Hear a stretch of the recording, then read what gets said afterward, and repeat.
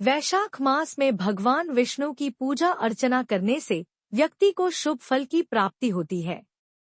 वैशाख मास को धर्म और करुणा का प्रतीक माना जाता है। मान्यता है कि इस महीने में भगवान परशुराम और गौतम बुद्ध का जन्म हुआ था। इस पूरे माह में वैशाख मास की कथा महात्म्य पढ़ने से भगवान विष्णु की कृपा प्राप्त होती है। वैशाख महीने की कथा। सूत जी कहते हैं, महात्मा नारद के वचन सुनकर राजर्षि अम्बरीश ने विस्मित होकर कहा, महामुने, आप मार्गशीर्ष, अघन आदि पवित्र महीनों को छोड़कर वैशाख मास की ही इतनी प्रशंसा क्यों करते हैं? उसी को सब मासों में श्रेष्ठ क्यों बतलाते हैं? यदि माधव मास सबसे श्रेष्ठ और भगवान लक्ष्मीपति को अधिक प्रिय है, तो उस समय स्नान करने की क्या विधि है? वैशाख मास में किस वस्तु का दान, कौन सी तपस्या तथा किस देवता का पूजन करना चाहिए? कृपानिधे, उस समय किए जाने वाले पुण्य कर्म का आप मुझे उपदेश कीजिए। सद्गुरु के मुख से उपदेश की प्राप्ति दुर्लभ होती है। उत्तम देश और काल का मिलना भी बड़ा कठिन होता है। राज्य प्राप्ति आदि दूसरे कोई भी भाव हमारे हृदय को इतनी शीतलता नहीं प्रदान करते जितनी कि आपका यह समागम। नारद जी ने कहा, राजन, सुनो, मैं संसार के हित के लिए तुमसे माधव मास की विधि का वर्णन करता हूँ। जैसा कि पूर्वकाल में ब्रह्मा जी ने बतलाया था, पहले तो जीव का भारतवर्ष में जन्म होना ही दुर्लभ है, उससे भी अधिक दुर्लभ है वहाँ मनुष्य की योनि में जन्म। मनुष्य होने पर भी अपने अपने धर्म के पालन में प्रवृत्ति होनी तो और भी कठिन है। उससे भी अत्यंत दुर्लभ है भगवान वासुदेव में भक्ति, और उसके होने पर भी माधव मास में स्नान आदि का सुयोग मिलना तो और भी कठिन है। राजेंद्र, जिन लोगों ने वैशाख मास में भली भांति के उपचारों द्वारा मधु दैत्य के मारने वाले भगवान लक्ष्मीपति का पूजन कर लिया, उन्होंने अपने जन्म का फल पा लिया। भला कौन सी ऐसी अत्यंत दुर्लभ वस्तु है जो वैशाख के स्नान तथा विधिपूर्वक भगवान के पूजन से नहीं प्राप्त होती?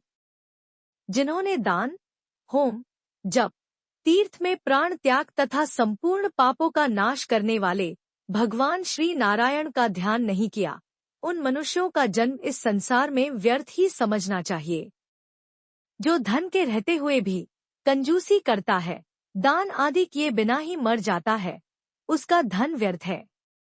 राजन, उत्तम कुल में जन्म, अच्छी मृत्यु, श्रेष्ठ भोग, सुख, सदा दान करने में अधिक प्रसन्नता, उदारता तथा उत्तम धैर्य, ये सब कुछ भगवान श्री विष्णु की कृपा से ही प्राप्त होते हैं। महात्मा नारायण के अनुग्रह से ही मनोवांछित सिद्धियां मिलती हैं। जो कार्तिक में, माघ में तथा माधव को प्रिय लगने वाले वैशाख मास में स्नान करके मधुहंता लक्ष्मीपति दामोदर की विशेष विधि के साथ भक्ति पूर्वक पूजा करता है और अपनी शक्ति के अनुसार दान देता है, वह मनुष्य इस लोक का सुख भोग कर अंत में श्रीहरि के पद को प्राप्त होता है। भूप, जैसे सूर्योदय होने पर अंधकार नष्ट हो जाता है, उसी प्रकार वैशाख मास में प्रातः स्नान करने से अनेक जन्मों की उपार्जित पाप राशि नष्ट हो जाती है। यह बात ब्रह्मा जी ने मुझे बताई थी। भगवान श्री विष्णु ने माधव मास की महिमा का विशेष प्रचार किया है। अतः इस महीने के आने पर मनुष्यों को पवित्र करने वाले पुण्य जल से परिपूर्ण गंगा तीर्थ, नर्मदा तीर्थ, यमुना तीर्थ अथवा सरस्वती तीर्थ में सूर्योदय से पहले स्नान करके भगवान मुकुंद की पूजा करनी चाहिए। इससे तपस्या का फल भोगने के पश्चात अक्षय स्वर्ग की प्राप्ति होती है। भगवान श्रीनारायण अनामय रोग व्याधि से रहित है। उन गोविंद देव की आराधना करके तुम भगवान का पद प्राप्त कर लोगे। राजन, देवाधिदेव लक्ष्मीपति पापों का नाश करने वाले हैं।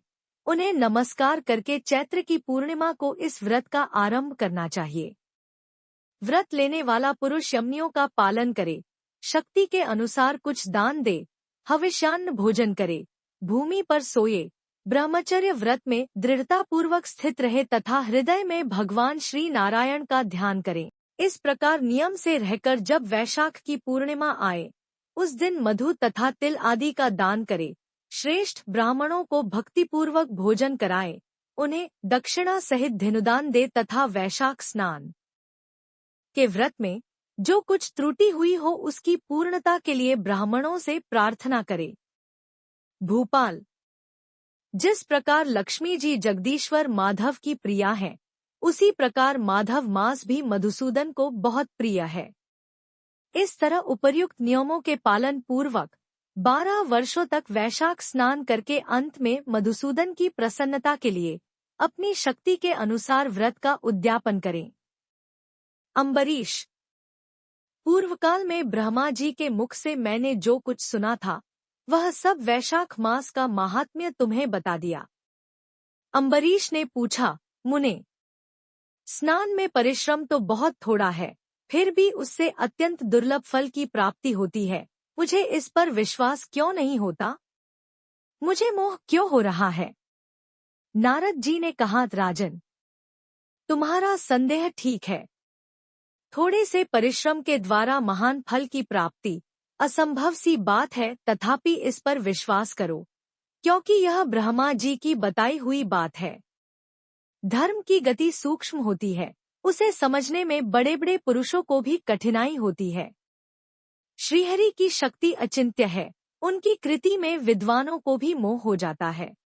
विश्वामित्र आदि क्षत्रिय थे, किंतु धर्म का अधिक अनुष्ठान करने के कारण वे ब्राह्मणत्व को प्राप्त हो गए, अतः धर्म की गति अत्यंत सूक्ष्म है। भूपाल।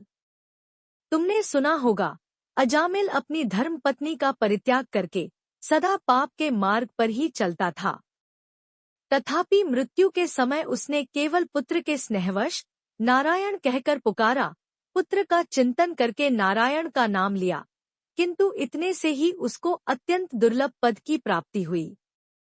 जैसे अनिच्छापूर्वक भी यदि आग का स्पर्श किया जाए तो वह शरीर को जलाती ही है, उसी प्रकार किसी दूसरे निमित्त से भी यदि श्री गोविंद का नामोच्चारण किया जाए तो वह पाप राशि को भस्म कर डालता है। जीव विचित्र हैं, जीवों की भावनाएं विचित्र हैं, कर्म विचित्र है तथा कर्मों की शक्तियां भी विचित्र हैं। शास्त्र में जिसका महान फल बताया गया हो, वही कर्म महान है, फिर वह अल्प परिश्रम साध्य हो या अधिक परिश्रम साध्य। छोटी सी वस्तु से भी बड़ी वस्तु का नाश होता देखा जाता है। जरा सी चिंगारी से बोझ के बोझ तिनके स्वाहा हो जाते हैं। जो श्री कृष्ण के भक्त हैं, उनके अनजान में किए हुए हजारों हत्याओं से युक्त भयंकर पातक तथा चोरी आदि पाप भी नष्ट हो जाते हैं। वीर।